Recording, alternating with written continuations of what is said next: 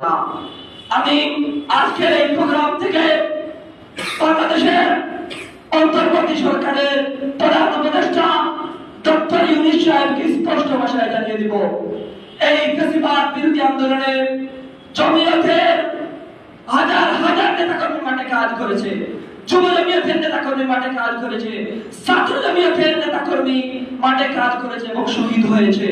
তাদের রক্তের সাথে গ্রেফতারি করবেন না ইউনূস সাহেব, না হয় এর সমঝোতা জবাব দিয়ে আপনাকে আমেরিকায় পাঠাতে বাধ্য করব।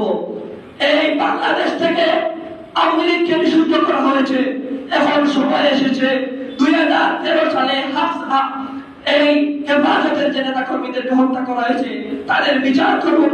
24-এর প্রতিনিধিত্ব আন্দোলনে যারা শহীদ হয়েছে তাদের হত্যার বিচার করুন।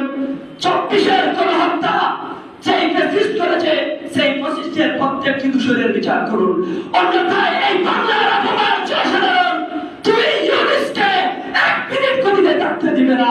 ছাত্রলীগের বাংলাদেশ জিন্দাবাদ, এয়ারপোর্ট জিন্দাবাদ, ইনকিলাব জিন্দাবাদ, জিন্দাবাদ।